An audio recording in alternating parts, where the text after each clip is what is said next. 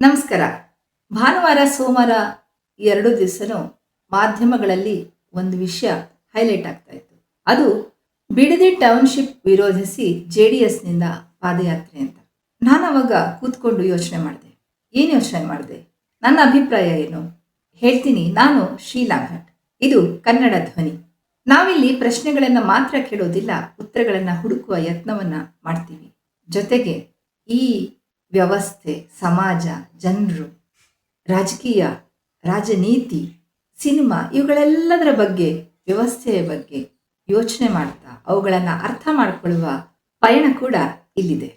Friends, ಏನು ಗೊತ್ತಾ, ನಮ್ಮ ಬಿಡದಿ ಟೌನ್ಶಿಪ್ ಈ ಯೋಜನೆ ಬಗ್ಗೆ ಒಂದು ವಿಸ್ತೃತವಾದ ಕೌಂಟರ್ ಅಡ್ವರ್ಟೈಸ್ಮೆಂಟ್ ಕೂಡ ಬಂತು. ನಾನಿಲ್ಲಿ ಹಾಕಿರ್ತೀನಿ. ಎಲ್ಲ ಪತ್ರಿಕೆಗಳಲ್ಲಿ ಬಂದಿರಬೇಕು ಬಹುಶಃ. ಅಲ್ಲಿ ಈ ಯೋಜನೆ ಯಾವಾಗ ಶುರು ಮಾಡಿದ್ರು, ಯಾರು ಶುರು ಮಾಡಿದ್ರು ಅನ್ನೋದನ್ನೆಲ್ಲ ವಿಸ್ತಾರವಾಗಿ ಈ ಕಾಂಗ್ರೆಸ್ ಸರ್ಕಾರ ಕೌಂಟರ್ ಮಾಡಿ ಹಾಕಿತ್ತು. ನಾನು ಅದನ್ನು ನೋಡ್ತಾ ಇದ್ದಾಗ ನನಗೊಂದು ನಗು ಬಂತು. ಯಾಕೆ ಗೊತ್ತಾ? ಕಳ್ಳರೆಲ್ಲ ಒಂದೇ ಅಂತ. ಯಾಕೆಂದ್ರೆ ಎಲ್ಲರಿಗೂ ರಿಯಲ್ ಎಸ್ಟೇಟ್ ಉದ್ಯಮ ಇದೆ. ಈ ಅಧಿಕಾರ ಅನ್ನೋದು ಆ ಉದ್ಯಮವನ್ನ ಬೆಳೆಸುವುದಕ್ಕೆ ಒಂದು ಏಣಿ. ಅದು ಯಾವುದೇ ಪಕ್ಷ ಇರಲಿ, ಕಾಂಗ್ರೆಸ್ ಇರಲಿ, ಬಿಜೆಪಿ ಇರಲಿ, JDS ಇರಲಿ, ಅಲ್ಲಿರುವಂತಹ ಎಲ್ಲ ಮುಖ್ಯ ನಾಯಕರು ಕೂಡ ತಮ್ಮದೇ ಆದ ಒಂದು ರಿಯಲ್ ಎಸ್ಟೇಟ್ ಉದ್ಯಮವನ್ನು ಹೊಂದಿದ್ದಾರೆ. ಆ ಉದ್ಯಮಕ್ಕೆ ಎಲ್ಲಿ ಪ್ರಾಫಿಟ್ ಆಗುತ್ತೆ, ಹೇಗೆ ಪ್ರಾಫಿಟ್ ಆಗುತ್ತೆ, ಹೇಗೆ ಮಾಡ್ಕೋಬೇಕು ಅನ್ನೋದು ಅವರಿಗೆ ತಮ್ಮ ಅನುಭವಗಳಿಂದ ತುಂಬ ಚೆನ್ನಾಗಿ ಗೊತ್ತಿದೆ. ಅದಕ್ಕೆ ಇವತ್ತಿನ ಸರ್ಕಾರವೂ ಹೊರತಾಗಿಲ್ಲ, ಹಿಂದಿನ ಸರ್ಕಾರಗಳು ಹೊರತಾಗಿರಲಿಲ್ಲ, ಅಥವಾ ಮುಂದೆ ಬರುವ ಸರ್ಕಾರಗಳು ಹೊರತಾಗೋದಿಲ್ಲ. ನನಗೆ ಇರುವ ಸಾಮಾನ್ಯ ನಾಗರಿಕಳಾಗಿ ಇರುವ ಪ್ರಶ್ನೆ ಅಂತಂದರೆ, ಇದೆಲ್ಲ ಮಾಡ್ತಿದ್ದೀರಲ್ಲಪ್ಪ, ಹಿಂದೆ ಕೂಡ ಮಾಡಿದ್ದೀರಾ. ಉದಾಹರಣೆಗೆ ಯಲಹಂಕದವರೆಗೆ ಇರ್ಬೋದು, ಯಲಹಂಕ ಟೌನ್ಶಿಪ್ವರೆಗೆ ಅದ್ರ ಮಧ್ಯದಲ್ಲಿ ಎಂಥ ಫಲವತ್ತಾದ ಭೂಮಿ ಇತ್ತು ಅಂತಂದರೆ, 1997ರಲ್ಲಿ ನಾನು ಬೆಂಗಳೂರಿಗೆ ಬಂದಾಗ ಅದನ್ನು ನೋಡಿಕೊಂಡು ಓಡಾಡೋದೇ ಒಂದು ಸ್ವರ್ಗದ ಅನುಭವ ಕೊಡ್ತಾ ಇತ್ತು. ಅಷ್ಟು ಚೆಂದ ಇತ್ತು. ಇವತ್ತು ಅಲ್ಲಿ ಏನಿದೆ? ಏನೂ ಇಲ್ಲ. ಆ ಕೆರೆಗಳೆಲ್ಲ ಹೋದವು. ಅಲ್ಲಿ ಬರೀ ಎಲ್ಲಿ ನೋಡಿದ್ರು ಏನು ಅಂತಲೇ ಇವತ್ತು ಗೊತ್ತಾಗಲ್ಲ. ಯಲಹಂಕ ಆ ಕಡೆ ಹೋಗ್ತಾ ಇದ್ರೆ ನಾನು ನೋಡಿದ ಬೆಂಗಳೂರ ಇದು ಅಂತ ಅನ್ನಿಸುವ ಹಾಗಾಗ್ಬಿಟ್ಟಿದೆ. ಅದೇ ಥರ ಈ ಕಡೆ ಬನ್ನಿ, ಎಲ್ಲಿ ಎಲೆಕ್ಟ್ರಾನಿಕ್ ಸಿಟಿ ಕಡೆ ಬನ್ನಿ, ಆ ಕಡೆ ಇಂದಿರಾನಗರ ಆ ಕಡೆ ಹೋಗಿ, ಈ ಕಡೆ ದಕ್ಷಿಣ ಎಲ್ಲಿ ಕನಕಪುರ ರಸ್ತೆ ಆ ಕಡೆ ಬನ್ನಿ, ಎಲ್ಲಿ ನೋಡಿದ್ರು ಬೆಂಗಳೂರು ವಿಸ್ತಾರ ಆಗ್ತಾ ಆಗ್ತಾ ಆಗ್ತಾ ಈ ಟೌನ್ಶಿಪ್ಗಳು ಇದೆಲ್ಲ ಬೆಳೆದು ಒಂದು ಹಂತಕ್ಕೆ ಹಳೆಯ ಬೆಂಗಳೂರಿನ ಸ್ವರೂಪವೇ ನಾಶ ಆಗಿ ಅದೊಂದು ಇವಾಗ ಮೆಟ್ರೋಪಾಲಿಟನ್ ಸಿಟಿ ಓಕೆ ಆಗಿದೆ. ಆದರೆ ನನಗೆ ಇರುವ ಪ್ರಶ್ನೆ ಏನು ಗೊತ್ತಾ, ಅಲ್ಲಿ ಭೂಮಿ ಕಳೆದುಕೊಂಡಂತಹ ರೈತರು ಇವತ್ತು ಏನಾಗಿದ್ದಾರೆ, ಇದ್ರ ಬಗ್ಗೆ ಒಂದು ಅಧ್ಯಯನ ನಡಿಬೇಕು. ಅದು ಆಗಿದೆಯಾ? ಅದೇ ರೀತಿ ಅಲ್ಲಿ ಬೆಳೀತಿತ್ತಲ್ಲ ತರಕಾರಿಗಳು, ಹಣ್ಣುಗಳು, ಒಳ್ಳೊಳ್ಳೆ, ಅದರಲ್ಲೂ ರೇಷ್ಮೆ ಇತ್ತು ಅಲ್ಲಿ. ನನಗೆ ಅದಿನ್ನ ನೆನಪಿದೆ. ಯಾಕೆಂದರೆ ನಮ್ಮನೆಯಲ್ಲೂ ಕೂಡ ನಾನು ರೇಷ್ಮೆ ಬೆಳೆಯನ್ನು ಮಾಡಿದ ಅನುಭವ, ಒಂದು ನಾಸ್ಟಾಲ್ಜಿಯಾ ಇರೋದ್ರಿಂದ ಸಡನ್ನಾಗಿ ಬೆಂಗಳೂರಿಗೆ ಬಂದಾಗ ನನಗೆ ಅಯ್ಯೋ ನಾನು ಊರಿಂದ ಹೊರಗೆ ಬಂದ್ಬಿಟ್ಟಿದ್ದೀನಿ ಅನ್ನುವ ಒಂದು ಫೀಲಿಂಗ್ ಇಲ್ದೋದಕ್ಕೆ ಕಾರಣ ಆ ದಿನನಿತ್ಯ ಬೆಳಗ್ಗೆ ಆದ ತಕ್ಷಣ ಆ ರೈತರು ಹಾಕಿರ್ತಿದ್ರಲ್ಲ ಚಂದ್ರಿಕೆಗಳು, ಆಮೇಲೆ ಹಿಪ್ನೇರಳೆ ಸೊಪ್ಪಿನ ತೋಟಗಳು, ಗದ್ದೆಗಳು, ಅದೆಲ್ಲ ನನಗೆ ಒಂಥರ ತುಂಬ ಸಂತೋಷ ಕೊಡ್ತಾ ಇತ್ತು. ಬಸ್ಸಲ್ಲಿ ನೋಡ್ಕೊಂಡು ಹಿಂಗೆ ಬರ್ತಾ ಇದ್ರೆ ಕಾಲೇಜಿಗೆ, ಆಹಾ ನಾನು ಬೆಂಗಳೂರಿಗೆ ಬಂದಿದ್ದು ಏನು ದೂರ ಬಂದಿಲ್ಲ, ನಮ್ಮ ಊರಿನ ಪಕ್ಕನೇ ಇದೆ, ಈ ಥರ ಅನಿಸ್ತಾ ಇತ್ತು. ಇವತ್ತು ಆ ರೈತರೆಲ್ಲ ಎಲ್ಲಿ ಹೋದರು? ಆ ರೈತರಿಗೆ ಏನಾಯಿತು? ಇದು ನನಗಿರುವ ಪ್ರಶ್ನೆ. ಅದೇ ಥರ ಈಗ ಬಿಡದಿಯಲ್ಲಿ ಕೂಡ ಅಲ್ಲಿ ಚಿಕ್ಕ ರೈತರಿದ್ದಾರೆ, ಚಿಕ್ಕ ಹಿಡುವಳಿದಾರರು, 5 ಎಕರೆಯ ಒಳಗಡೆ ಇರುವಂಥವ್ರು. ಅವರಿಗೆ ತಮ್ಮ ಸಾಲಕ್ಕೋ ತಮ್ಮ ಯಾವುದೋ ದರ್ದಿಗೋ 2 ಲಕ್ಷಕ್ಕೋ 3 ಲಕ್ಷಕ್ಕೋ ಅಥವಾ ಅತ್ಯಂತ ಕಡಿಮೆ ಬೆಲೆಗೆ ರಿಯಲ್ ಎಸ್ಟೇಟ್ ಉದ್ಯಮಿಗಳಿಗೆ ಮಾರ್ಕೊಡ್ತಾರೆ. ಯಾಕೆಂದರೆ ಅದು ಅನಿವಾರ್ಯ ಅವರಿಗೆ. ಯಾಕೆಂದರೆ ಯಾವುದೋ ಒಂದು ಸಾಲ ಇರುತ್ತೆ, ಮದುವೆ ಇರುತ್ತೆ, ಶಿಕ್ಷಣ ಇರುತ್ತೆ, ಇನ್ಯಾವುದೋ ಕಾಯಿಲೆ ಕಸಾಲೆ, ಯಾವುದೋ ಒಂದು ತುರ್ತು ಕಮಿಟ್ಮೆಂಟ್ಗೆ ತಮ್ಮ ಇರುವ ಪುಟ್ಟ ಜಮೀನನ್ನು ಯಾರಿಗೂ ಅತ್ಯಂತ ಕಡಿಮೆ ಬೆಲೆಯಲ್ಲಿ ಕೊಡುವ ಪರಿಸ್ಥಿತಿಯಲ್ಲಿ ಅವರಿರ್ತಾರೆ. ಅದೇ ರೀತಿ ಎಲ್ಲಿ ದೊಡ್ಡ ದೊಡ್ಡ ಜಮೀನು ಹಿಡುವಳಿದಾರರಿದ್ದಾರೆ, ಅವರು ಈ ರಿಯಲ್ ಎಸ್ಟೇಟ್ ಉದ್ಯಮಿಗಳು ಹೌದು. ಅವರು ಸುಮಾರು 100 ಎಕರೆ ಜಮೀನಲ್ಲಿ ತರಕಾರಿ, ಹಣ್ಣುಗಳು ಇವನ್ನೆಲ್ಲ ಬೆಳೀತಾ ಇದ್ದಾರೆ. ಅವರಿಗೆ ಬೆಂಗಳೂರು ಮೊದಲ ಮಾರುಕಟ್ಟೆ. ಇಲ್ಲಿ ಮಾರುಕಟ್ಟೆ ಅಂದ ತಕ್ಷಣ ನನಗೆ ಇನ್ನೊಂದು ನೆನಪಾಗುತ್ತೆ. ಏನು ಗೊತ್ತಾ? ರೈತರಿಗೆ ನಾವು ರೈತರ ಪರ ಅಂತ ಹೇಳೋದು ಬಹಳ ಸುಲಭ. ಅದು ಒಂಥರ ಭಾವನಾತ್ಮಕತೆ. ಎಸ್, ನಾನು ಕೂಡ ರೈತ, ನನಗೆ ಭೂಮಿ ಇದೆ, ಆ ಭೂಮಿಯೊಂದಿಗೆ ನನಗೆ ವಿಶೇಷ ಸಂಬಂಧ ಇದೆ ಅನ್ನೋದು ತುಂಬ ಜನರ ಆಂತರಿಕ ಒಂದು ಭದ್ರತಾ ಭಾವ ಅಂದ್ಕೊಳ್ಳಿ. ಒಂದು ಮಣ್ಣು ಅಂತಂದ್ರೆ ತಾಯಿ ಇದ್ದ ಹಾಗೆ, ಆ ತಾಯಿಯೊಂದಿಗಿನ ಸಂಬಂಧ ಅಂದ್ಕೊಳ್ಳಿ, ಅದು ಭಾವನಾತ್ಮಕತೆ. ಆದರೆ ತುಂಬ ಸರಿ ಈ ಭಾವನಾತ್ಮಕತೆ ವಾಸ್ತವದಲ್ಲಿ ವರ್ಕೌಟ್ ಆಗೋದಿಲ್ಲ. ಇಲ್ಲಿ ಪ್ರಾಯೋಗಿಕ ವಾಸ್ತವವಾದವೂ ಬೇಕಾಗುತ್ತೆ. ಹಾಗಾಗಿ ವಾಸ್ತವವಾದದ ಹಿನ್ನೆಲೆಯಲ್ಲಿ ತೆಗೆದುಕೊಂಡ್ರೆ ರೈತನಿಗೆ ಬೇಕಾಗಿದ್ದು ಏನು? ಅವನು ಭೂಮಿಗೆ ತಕ್ಕಷ್ಟು ಬೆಲೆನಾ? 2 ಲಕ್ಷ 3 ಲಕ್ಷ ಕೊಡ್ತಾ ಇದ್ರು, ಈಗ ನಾವು 3 ಕೋಟಿವರೆಗೆ ಮಾಡಿದ್ದೀವಿ, 25 ಲಕ್ಷದಿಂದ 3 ಕೋಟಿವರೆಗೆ ಮಾಡಿದ್ದೀವಿ ಅಂತ ಮಾನ್ಯ ಮುಖ್ಯಮಂತ್ರಿಗಳು ತಮ್ಮದ ಅಡ್ವರ್ಟೈಸ್ಮೆಂಟಲ್ಲಿ ಹೇಳ್ತಾ ಇದ್ರು. ಇಟ್ಸ್ ಎ ಗುಡ್ ಡೀಲ್ ಅಂತ ನಾವು ಅಂದ್ಕೋಬೋದು. ಆದರೆ ಆ ರೈತನಿಗೆ ಬೇಕಾಗಿದ್ದೇನಾಗಿತ್ತು?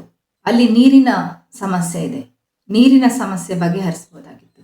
ಹಾಗೆ ಅಲ್ಲಿ ಮಾರುಕಟ್ಟೆ ಸಮಸ್ಯೆ ಇದೆ. ನಾನು ಯಾವಾಗಲೂ ಹೇಳ್ತಾ ಇರ್ತೀನಿ, ರೈತನಿಗೆ ಬೇಕಾಗಿದ್ದು ವೈಜ್ಞಾನಿಕ ಬೆಲೆ ಅಲ್ಲ.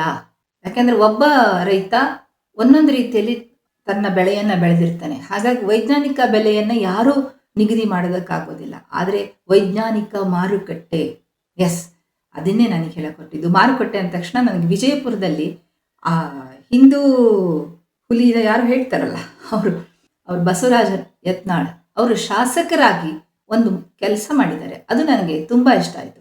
ವ್ಯಕ್ತಿಗತವಾಗಿ ಸಿದ್ಧಾಂತಗಳು ಬೇರೆ ಮತ್ತು ಸಿದ್ಧಾಂತಗಳನ್ನು ವಿರೋಧಿಸೋದು ಬೇರೆ. ಆದರೆ ವ್ಯಕ್ತಿ ಒಳ್ಳೆ ಕೆಲಸ ಮಾಡಿದಾಗ ಅದನ್ನು ಮೆಚ್ಚಿಕೊಳ್ಳೋದು ಬೇರೆ. ನಾನಿಲ್ಲಿ ಅವರು ಮಾಡಿದ ಒಳ್ಳೆಯ ಕೆಲಸವನ್ನು ಮೆಚ್ಚಿಕೊಳ್ತಾ ಇದ್ದೀನಿ. ಅದರ ಅರ್ಥ ಅವರು ಹಿಂದೂ ಹುಲಿಯಾಗಿ ಬೇರೆಯವ್ರನ್ನ ಕಂಡಮ್ ಮಾಡಿದ್ದನ್ನು ಅಥವಾ ಬೇರೆ ಬೆಂಕಿ ಹಚ್ಚುವ ಕೆಲಸವನ್ನು ನಾನು ಒಪ್ಕೊಳ್ತೀನಿ ಅಂತಲ್ಲ. ಇದನ್ನು ನಾನು ಸ್ಪಷ್ಟಪಡಿಸ್ತೀನಿ. ಏನಾಯಿತು ಅಂದರೆ, ವಿಜಯಪುರದಲ್ಲಿ ಈ ಒಣ ದ್ರಾಕ್ಷಿ ಬೆಳೆಗಾರರು ಜಾಸ್ತಿ. ಅವರಿಗೆ ಸರಿಯಾದ ಮಾರುಕಟ್ಟೆ ಇರಲಿಲ್ಲ. ಅವರಿಗೆ ಆನ್ಲೈನ್ ಮಾರುಕಟ್ಟೆ ಮಾಡಿಬಿಟ್ಟು ಅವ್ರನ್ನೆಲ್ಲ ಒಟ್ಟುಗೂಡಿಸಿ ಅವರನ್ನು ದಲ್ಲಾಳಿಗಳಿಂದ ತಪ್ಪಿಸಿ ಸರ್ಕಾರವೇ ಒಂದು ನಿಯಂತ್ರಣಕ್ಕೆ ತೆಗೆದುಕೊಂಡು ಒಳ್ಳೆಯ ಆನ್ಲೈನ್ ಮಾರುಕಟ್ಟೆಯನ್ನು ಮಾಡಿಕೊಟ್ಟಿದ್ದಾರೆ. ಇದರಿಂದ ಈ ವರ್ಷ ಅತ್ಯಂತ ಒಳ್ಳೆಯ ಆದಾಯವನ್ನು ರೈತರು ಕಂಡಿದ್ದಾರಂತೆ.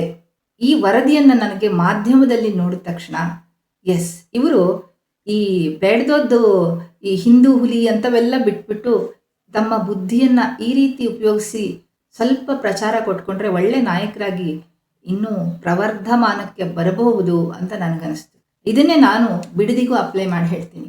ಅಥವಾ ಇಡೀ ರಾಜ್ಯದಲ್ಲೇ ಇರ್ಬೋದು ಅಥವಾ ದೇಶದಲ್ಲೇ ಇರ್ಬೋದು, ನಿಮಗೆ ರೈತರ ಪರವಾಗಿ ನಿಜವಾಗ್ಲೂ ಕಾಳಜಿ ಇದ್ದರೆ ಅತ್ಯಂತ ಹೆಚ್ಚು ಕೆಲಸ ಇರೋದು ಈ ದೇಶದ, ಈ ರಾಜ್ಯದ ಕೃಷಿ ಸಚಿವರಿಗೆ.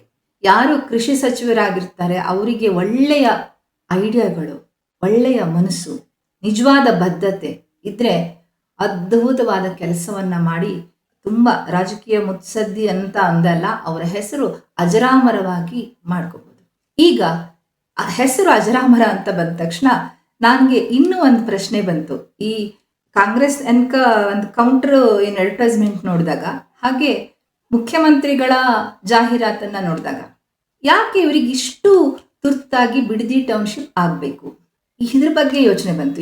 ಯೋಚನೆ ಬಂದಾಗ ನನಗನ್ಸಿದ್ದು, ಒಂದನೇದಾಗಿ ಅವರಿಗೆ, ಯಾರಿಗೆ, ನಮ್ಮ ಮುಖ್ಯಮಂತ್ರಿಗಳಿಗೆ ವಿಶೇಷವಾದ ಒಂದು ಅಹಂಕಾರ ಅಂತ ಹೇಳಲಾರೆ ಆತ್ಮವಿಶ್ವಾಸ ಇದೆ. ಅದೇನಂತಂದರೆ, ತಾವೊಬ್ಬ ಒಕ್ಕಲಿಗ ನಾಯಕರು, ಹಾಗೆ ತಾವು ಇರುವಾಗಲೇ ಏನೋ ಒಂದನ್ನು ಸಾಧಿಸಬೇಕು. ಈ ಎರಡು ಮಹತ್ವಾಕಾಂಕ್ಷೆ ಮತ್ತು ಆತ್ಮವಿಶ್ವಾಸ ಅವರ ಪ್ರತಿ ನಡೆನುಡಿಯಲ್ಲಿ ನನಗೆ ಕಾಣಿಸುತ್ತೆ.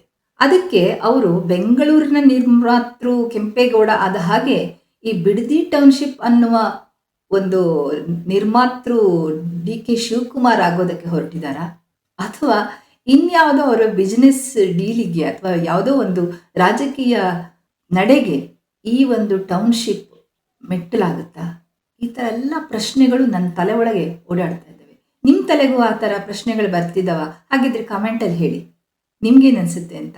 ನನಗೆ ಈ ಥರ ಎಲ್ಲ ಪ್ರಶ್ನೆಗಳು ಬರ್ತಾ ಇರ್ತವೆ. ಯಾಕೆಂದರೆ ಪ್ರಶ್ನೆಗಳಿಲ್ಲದೆ ಹೋದರೆ ಮನುಷ್ಯನೇ ಆಗಿಲ್ಲ ಅನಿಸುತ್ತೆ. ಬಟ್ ನಮ್ಮ ಪ್ರಶ್ನೆಗಳು ಯಾರಿಗೆ ತಲುಪಬೇಕೋ ಅವ್ರಿಗೆ ತಲುಪಬೇಕು ಅಲ್ವಾ? ಅದಕ್ಕೋಸ್ಕರ ಈ ಸಂಚಿಕೆಯನ್ನು ಮಾಡಿದ್ದೀನಿ. ಇಲ್ಲಿ ನಾವು 3 ವಿಷಯಗಳನ್ನು ಗಮನಿಸಿದ್ವಿ.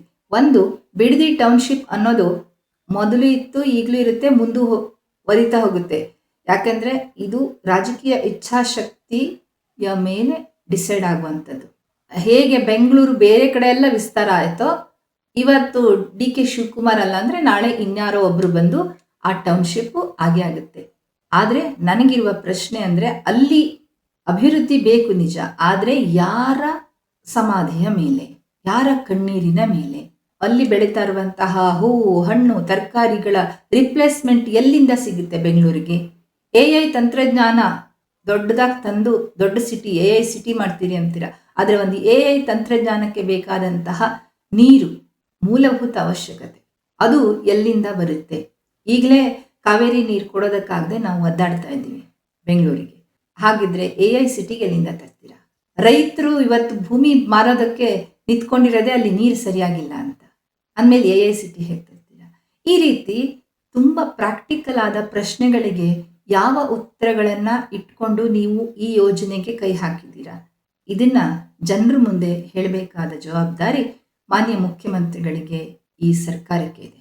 ಅದೇ ವೇಳೆ ಈ ಪಾದಯಾತ್ರೆ ಮಾಡ್ತೀನಿ ಅಂತ ಹೇಳಿ ರೈತರ ಪರ ಅಂತ ಯಾರು ನಿಂತ್ಕೊಂಡಿದ್ದಾರೆ, ಅದು ವಿರೋಧ ಪಕ್ಷ ಆಗಿರ್ಬೋದು, ನಾಳೆ ಇವರೇ ಉಲ್ಟಾ ಬಂದಾಗ ಯಾರೇ ಇರಲಿ ವಿರೋಧ ಮಾಡ್ತಿದ್ದೀರಲ್ಲ, ನಿಮ್ಮ ಕಾಲದಲ್ಲಿ ಯಾಕೆ ಆ ನೋಟಿಫಿಕೇಶನ್ನ ಹೊರಡಿಸಿದ್ರಿ? ಈಗ ಯಾಕೆ ವಿರೋಧ ಮಾಡ್ತಿದ್ದೀರಿ? ಈ ಪ್ರಶ್ನೆಗಳಿಗೆ ನೀವು ಉತ್ತರ ಕೊಡಬೇಕಾಗಿದೆ. ಆಮೇಲೆ ಎರಡನೇದು, ರೈತರು ರೈತರು ರೈತರು ರೈತರಿಗೋಸ್ಕರ ನೀವೆಲ್ಲ ಮಾಡಬಲ್ಲಿರಿ, ಐದರ ಪರ ವಿರೋಧ. ಹಾಗಿದ್ರೆ ರೈತರ ವೈಜ್ಞಾನಿಕವಾದ ಮಾರುಕಟ್ಟೆಯನ್ನು ನೀವು ಯಾಕೆ ಕಲ್ಪಿಸೋದಕ್ಕೆ ಸಾಧ್ಯ ಆಗ್ತಾ ಇಲ್ಲ? ಒಂದು ವಿಜಯಪುರದಂತಹ ಒಂದು ಉದಾಹರಣೆಯನ್ನು ಇಡೀ ಕರ್ನಾಟಕದಲ್ಲಿ ಯಾಕೆ ಮಾಡಬಾರ್ದು? ಇದು ಇನ್ನೊಂದು. ಈ ಎಲ್ಲ ಪ್ರಶ್ನೆಗಳ ಜೊತೆಗೆ ಇವತ್ತಿನ ಸಂಚಿಕೆಯನ್ನು ಮುಗಿಸ್ತಾ ಇದ್ದೀನಿ. ಇಲ್ಲೇ ಉತ್ತರನೂ ಇದೆ ಅನಿಸುತ್ತೆ. ನಿಮಗೇನು ಅನಿಸುತ್ತೆ? ಕಮೆಂಟಲ್ಲಿ ಹೇಳಿ. ಸಿಗ್ತೀನಿ ಮುಂದಿನ ಸಂಚಿಕೆಯಲ್ಲಿ. ನಮಸ್ಕಾರ.